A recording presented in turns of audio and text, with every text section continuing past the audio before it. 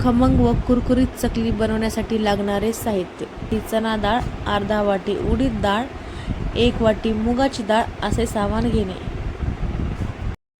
Mix डाळीची चकली आहे. त्यात सोबत 1.5 वाटी पोहे घेणे. पोहे जास्त घेतल्याने चकली खमंग कुरकुरीत अशी होते. 2 मोठे ग्लास तांदूळ घेणे. अर्धी वाटी साबुदाणा घेणे. आवडीनुसार जिरे आणि धने टाकणे व हे सगळं मिश्रण हलकासा कलर येईपर्यंत भाजून घेणे. तांदूळ मात्र स्वच्छ पाण्याने धुवून थोडा वेळ वाळू घालणे व नंतर तांदूळ भाजणे. आपल्या आवडीनुसार तीळ टाकणे. हे सर्व मिश्रण गिरणीवरून दळून आणणे. आता ह्या मिश्रणामध्ये घेतलेले आपण तीळ, चटणी, मीठ व हळद आपल्या आवडीनुसार टाकणे. काही जण त्याच्यामध्ये लसूणही टाकतात. ज्यांना आवडत असेल त्यांनी लसूण देखील ॲड करू शकतात. ह्या मिश्रणमध्ये गरम तेल करून टाकणे. गरम तेल करून टाकल्याने चकलीला छान ठिसूरपणा येतो.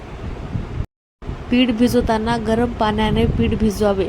गरम पाण्याने भिजवल्याने देखील चकलीला छान असा ठिसूरपणा येतो व चकलीचं पीठ भिजवताना उंडा असा घट्ट भिजवून घेणे. आपण जेवढ्या घट्ट उंड्याच्या चकल्या बनवल्या तेवढा चकलीला तार असा जास्त येतो.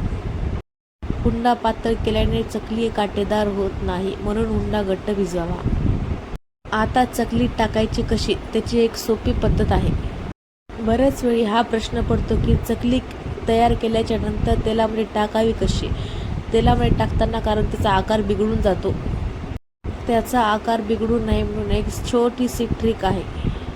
दुधाची पन्नी घेणे किंवा कशाचीही पन्नी घ्या. त्याचे तुकडे चौकोनी बरोबर कापून घ्या. नंतर त्या पन्नीवर तुम्ही चकलीचा आकार व्यवस्थित द्या.